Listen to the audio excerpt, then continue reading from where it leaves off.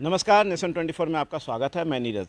बिहार में पंचायत चुनाव को लेकर सरगर्मी तेज हो गई है और हर पंचायत में प्रत्याशी, प्रतिनिधि और वर्तमान मुखिया द्वारा क्षेत्र का दौरा शुरू हो चुका है और लोग अपने क्षेत्र में जाके अपने दावे और वादे पेश कर रहे हैं। इसी क्रम में नेशन 24 की टीम भी जो है पूरे बिहार के पंचायत में दौरा कर रही है और वर्तमान मुखिया से लेकर प्रत्याशी और प्रतिनिधि तक से मुलाकात करके हो रहे योजनाओं पे कार्य के बारे में, समाज सेवा के बारे में, कार्य में कितना शिकायतें हैं, कितना समस्या है, इस पे बारे में चर्चा और परिचर्चा कर रही है और ग्रामीण लोगों से भी मिलके उनसे इन सारे बातों पर चर्चा कर रही है। इसी क्रम में आज हम मौजूद हैं ग्राम पंचायत मुगलपुरा में, प्रखंड बख्तियारपुर, जिला पटना में, और हमारे साथ मौजूद हैं वर्तमान मुखिया प्रेम प्रकाश उर्फ बबलू सिंह जी। आइए आज हम इनसे बात करते हैं इनके पंचायत के बारे में, यहाँ के विकास के बारे में और इनको क्या समस्याओं का सामना करना पड़ा इस बारे में। सर, नेशन 24 में आने के लिए आपका बहुत बहुत धन्यवाद। आपको भी बहुत बहुत धन्यवाद कि आपने अपनी कीमती वक्त हमारे पंचायत में आकर दिया। कितना विकास हो पाया? विकास की तो नदियाँ बहा दिए हैं, विकास की कोई कमी ही नहीं है हमारे पंचायत में। थोड़ा विस्तृत तौर से बताइएगा। जैसे कि एक मुख्यमंत्री जी का योजना था 7 निश्चय जल योजना, जिसके तहत जल नल जो है घर ग्रामीण के घर तक पहुंचाना था। इस पे आपने कितना कार्य किया? हमारे पंचायत में पंचायत के द्वारा एक नल जल करना था, जो अभी आप वर्तमान में देख रहे हैं जी। कि सामने से लगभग 2 साल से पानी का सप्लाई घर घर में चल रही है।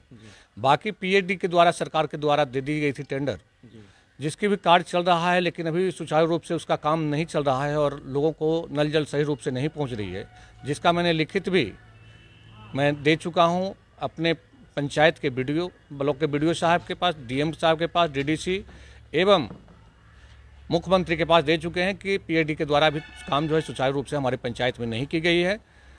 इसलिए जल्द से जल्द उनसे कराई जाए और उन पर जब तक क्लियर न होता है तब तक उनकी पेमेंट न की जाए। मतलब क्या समस्या अधिकारियों की तरफ से भी आती है क्या जब कार्य में आप लोग लगते हैं तो? अधिकारियों की तरफ से कोई समस्या नहीं, पीएचडी के द्वारा दे दी गई है नल जल का कार्य, जो कि अभी तक सुचारू रूप से चालू नहीं हो पाया है, जिसके चलते अभी तक नल जल का कार्य हमारे पंचायत में पूर्ण रूप से पूर्ण नहीं हो पाई है। यदि यही काम पंचायत के द्वारा की जाती तो अब तक कार्य पूर्ण किया जा चुका होता। कहीं ना कहीं यदि इसका सारे जल योजना को यदि पूरी तरह से मुखिया के देखरेख में कराया जाता तो शायद ये काम पूरा होता। पीएचडी के रहते कुछ कामों में दिक्कत का सामना करना। जी, पीएचडी के द्वारा उदासीनता बढ़ती जा रही है, जिसके चलते कार्य अभी भी अधूरा हमारे पंचायत में बचे हुए हैं। जी, मनरेगा की हम बात कर रहे हैं कि मनरेगा, आपको पता है कि बिहार में बेरोजगारी कितनी है, उसके लिए मिनिमम दर पे रोजगार देने की बात चली थी मजदूरों को। कितना काम आपने किया है इसके? मनरेगा के द्वारा हमने बहुत सारे कार्य किए हैं पंचायत में, लेकिन मनरेगा के साथ प्रॉब्लम क्या है, जिसको मैंने अधिकारियों और डीडीसी के सामने भी इस बात को रखी गई है। पहले 177 रुपया पेमेंट दी जाती थी और वर्तमान में भी कोई ज़्यादा पैसा नहीं दी जाती है, जबकि लेबर लोग को 350 से नीचे, 400 से नीचे के काम करना नहीं चाहते हैं। फिर भी मैंने कार्य कराते हैं और उनको टाइम पर पेमेंट नहीं मिलता है, जिसके चलते उन लोगों में उदासीनता लेबरों में भी हो जाती है कि काम करने के बावजूद भी सरकार के द्वारा अभी भी मैंने काम कराया है, लेकिन टाइम पर उनकी पेमेंट नहीं होती है। आप भी जानते हैं कि जो गरीब मजदूर हैं सप्ताह में काम करते हैं और पेमेंट लेते हैं, लेकिन यहाँ महीनों पेमेंट की आशा में मजदूर भूखे के कागार पर आ जाते हैं, उनकी पेमेंट, कमाई की पेमेंट टाइम पर नहीं मिल पाती है। इसको हम दोष किसको दे सकते हैं? इसके दोष तो अधिकारियों को दे सकते हैं कि जिनके द्वारा समय पर पेमेंट मनरेगा के मजदूरों को नहीं की जाती है। कम से कम मनरेगा के मजदूरों का पेमेंट टाइमली की जाए, जिससे कि कार्य सुचारू रूप से चलाया जा सके। जी, अब हम बात करते हैं आवासीय योजना का। इंदिरा आवास जो है लोगों को मिलना था, वैसे लोगों को जो गरीब हैं, झोपड़पट्टी में रहते हैं, जिनको आवास की आवश्यकता है, पक्के छत की, तो उन लोगों को अभी तक आपके तरफ से, आपके पंचायत में 5 साल में आपने कितने लोगों को इसको आवंटन कराया? 427 अभी तक आवंटन की जा चुकी है। बाकी जो है लिस्ट उनकी वैकेंट में है, जो कि कोरोना काल में इनकी जो है कार्य जो है धीमी गति पर गई, जिसके चलते बहुत सारे जो हैं जिनको गरीब को आवास नहीं मिल पाया है। जी, अब हम बात करेंगे राशन कार्ड की, क्योंकि ये भी एक महत्वपूर्ण है। क्योंकि राशन नहीं मिलेगा तो खाएंगे क्या, क्योंकि उनकी आर्थिक स्थिति इतनी अच्छी नहीं होती कि वो खुद खरीद के या किसी काम कर सकते हैं। तो राशन कार्ड कितना बना और कितना उस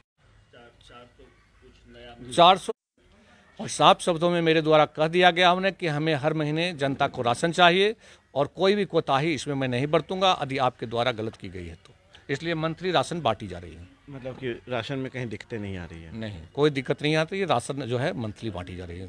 हम बात कर रहे हैं अब आपको शौचालय की। आपको ही पता है कि स्वच्छ भारत के तहत जो है शौचालय निर्माण करना था घर घर में, क्योंकि जो हमारे घर के माँ बेटी हैं या बुजुर्ग हैं जो बाहर जाते हैं सुबह के नित्यक्रम करने के लिए, तो काफ़ी शर्मिंदगी का सामना करना पड़ता है, और जो राहगीर जो क्रॉस करते हैं उन्हें भी काफ़ी दिक्कत का सामना करना पड़ता है। इसके लिए स्वच्छ भारत के तहत जो है वो शौचालय बनाने का बात सामने आया था, और हर घर शौचालय बनाने की बात हुई थी गाँव में। तो इस पर आप कितना काम हुआ?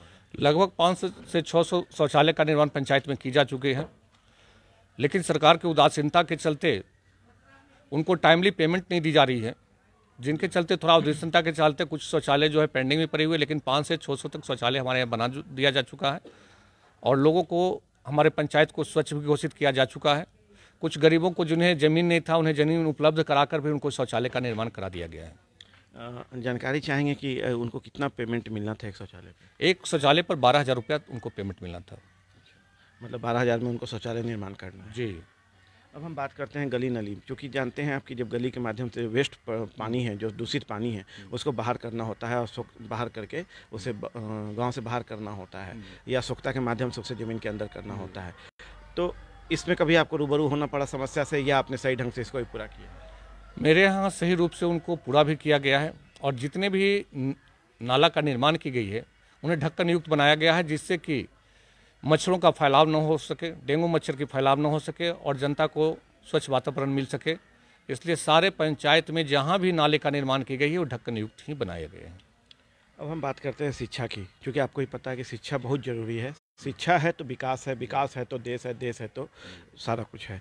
तो शिक्षा पे कितना काम हुआ है, और शिक्षा की स्थिति पे आप बताएंगे कि क्या क्या दिक्कत आपको सामना करना पड़ा? पहला तो दिक्कत ये हुआ, पहले तो मैंने जब पंचायत का मुखिया बना तो मैंने बहुत सारे स्कूलों का निरीक्षण किया।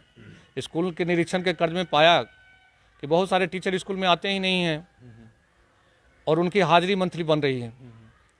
रजिस्टर की भी जांच की गई बहुत सारे, तो उसमें भी यही अनियमितता पाया गया कि एक महीना से उनके रजिस्टर वैकेंट रह गया, जिसकी मैंने कंप्लेन बीओ को भी दिया, और डिप्टेशन करा के घर में भी सोते थे। वो सारे डिप्टेशन वाले को डिप्टेशन तो कर उनको स्कूल में भेजा गया है। लेकिन अभी पंचायत चुनाव के चलते बहुत सारे टीचर को पंचायत में ब्लॉक में लगा दिया गया है, जिनसे कि बच्चों की शिक्षा के सुचारू रूप से नहीं चल रही है, उसमें डिस्टर्बेंस हो रही है। अपराध की स्थिति क्या है? जी, अपराध यहाँ नगण्य है, कोई भी अपराध हमारे पंचायत में नहीं हो रही है। पटना से काफ़ी सटा हुआ है, आप जान रहे हैं राजधानी में हमेशा प्रतिदिन कुछ ना कुछ अपराध घट रहा है। यहाँ जो भी आपस विवाद होते हैं उन्हें बैठकर सुलझा ली जाती है। कोशिश ये रहता है कि थाने तक न पहुँचे, आपस में लोग बैठकर समझौता कर सारे मामले को निपटारा कर लिया जाए। आप वर्तमान मुखिया हैं, अब आप चुनाव नज़दीक है, फिर से आप प्रत्याशी के तौर पर जाएंगे लोगों के बीच में। क्या लगता है, अभी आप दौरा शुरू कर चुके होंगे, उन लोगों के बीच जब जा रहे हैं तो क्या रिस्पॉन्स मिल रहा है? उन लोगों के बीच अच्छा माहौल है, अच्छे बर्ताव कर रहे हैं। इससे तो साफ जाहिर है कि उनकी मंशा है, बाकी तो जनता की मर्जी ही। आप जब अपने वादे और अपने दावे को लेकर जब जाते हैं, और कुछ मुद्दे होते हैं अपने, जिसको हम कहते हैं कि इस मुद्दे के साथ हम आप चुनाव लड़ने जा रहे हैं, यदि हम जीतते हैं तो इस सारे मुद्दों को हम पूरा करेंगे, क्योंकि बहुत सारे विकास की योजना है जो मुद्दा होता है। लेकिन जब आप दौरा करते हैं तो कुछ मुद्दा आपको सामाजिक स्तर पर अपने भी दिखता होगा कि इस पर यदि हम काम करते हैं तो विकास कुछ नया हो सकता है। क्या, कौन सा वो मुद्दा हो? सर, हम अपने कार्यकाल में भरसक कोशिश किए हैं कि ज़्यादा से ज़्यादा काम हो, और लोग को दिख भी रहा है। आपने देखा होगा हमारे प्रधानमंत्री नरेंद्र मोदी बने थे, तो अगले 5 साल में जितने वादे थे वो पूरे किए थे, और कहे थे कि आगे टाइम हमको देंगे तो जो बचे खुचे काम है वो पूरा कर दी जाएगी। उसी तरह मैंने भी जनता से बोला कि आप लोग देख लीजिए कि काम विकास कितना हुआ है, उसके अनुसार से आप यदि 5 साल आगे हमको देंगे समय, तो जो बचे खुचे काम है कहीं भी हमारे पंचायत में, गाँव में नहीं, हमारे पंचायत में कहीं भी नाली और गली जो है कच्ची नज़र नहीं आएगी। और लाइटिंग की व्यवस्था हमारे माननीय नीतीश कुमार के द्वारा घोषणा की जा चुकी है, जो कि लिस्ट मैंने भेज चुका हूं। और उसके बाद हमारे सारे पंचायत में लाइट की व्यवस्था हो जाएगी, शहर में जाने की जरूरत नहीं पड़ेगी। शहरीकरण का जो लोगों के मन में है वे लोग खत्म हो जाएंगे, लोग गांव में ही रहना ज़्यादा पसंद करेंगे। मेरा एक अहम सवाल है, जो ये है कि जैसे कि रोज़गार के लिए पलायन के बाद जब लोग यहाँ पहुँच गए, उसके बाद रोज़गार एक समस्या हो गई। रोज़गार के लिए बहुत तरीक़ा के योजनाएं आए, बहुत तरीक़ा से कृत्रिम उद्योग लगाने की बात आई, मछली पालन है, पशुपालन है, बकरी पालन, बहुत तरह से योजना लाया गया, जिससे कि रोज़गार हो सके, सृजन हो सके, और आर्थिक तंगी दूर किया सके। आपके नज़र में, आपके पंचायत में कौन सा योजना आपको लगता है कि चालू किया जाए जिसके रोज़गार पर कुछ रोकथाम लगाई जाए? सर, हमारे पंचायत में सबसे पहले तो हमारे यहाँ खेती जो है सब्जी की खेती होती है। एक तरह के सबसे बड़ा रोजगार किसानों के यहाँ मिल जाते हैं, और सब्जी खेती जो है एक तरह का रोजगार ही है। और हमारे सारे पंचायत में सब्जी का ही खेती किया जाता है। इससे उन लोगों को रोजगार की कमी नहीं हो पाई और वे खुशी खुशी जी रहे हैं, कोई कमी यहाँ नहीं हो रही है। और सारे लोग जो आए वो खुशहाल हैं, कोई दिक्कत सब्जी नहीं। से हट के फिर या खेती से हट के फिर आपकी नज़र में कुछ ऐसा है जिसको लगाने से युवा जो खासकर जो अभी किसानी नहीं करना चाहते हैं, बहुत सारे युवा अब हैं जो किसानी से हट रहे हैं, उनके लिए कुछ सोचा है क्या? मैंने तो उनको मशरूम की खेती के लिए भी उत्प्रेरित कर रहे थे कि मशरूम की खेती अपने घरों में हो जाते हैं, और सरकार के द्वारा 80,000 रुपया सब्सिडी भी उनको दी जाती है। उनके लिए मैं प्रेरित कर रहा हूँ लोगों को, और सरकार के द्वारा भी कर रहे हैं कि आपको ऐसा रोजगार खोलें कि जो पंचायत के लोगों को पलायन नहीं किया जाए। और ऐसा अभी तक सरकार के द्वारा कोई हमारे पंचायत में व्यवस्था नहीं की गई है कि जिनसे कि उनको रोजगार खेती के अलावा कुछ भी मिल सके। तो अभी आपने सुना कि हमारे साथ मौजूद थे प्रेम प्रकाश उर्फ बबलू सिंह जी, जिन्होंने बहुत बेबाकी से सारी बातें कहते हैं, अपने पंचायत में किए गए विकास योजनाओं पे किए गए काम, इन सारी चीज़ों पे इन्होंने बहुत स्पष्ट तौर से बताया है। और कुछ दिक्कतें जो अधिकारियों के द्वारा आया है उस पर भी इन्होंने खुल के बात किया है, बताया है कि कुछ इस कारण से थोड़ी थोड़ी समस्या मिली है मुझे, लेकिन मैं काम किया हूँ और योजना जितना आया है, जितना पैसे मिले हैं, मैं उस सारी चीज़ों को पूरा किया हूँ। आप देख रहे हैं नेशन 24। नमस्कार।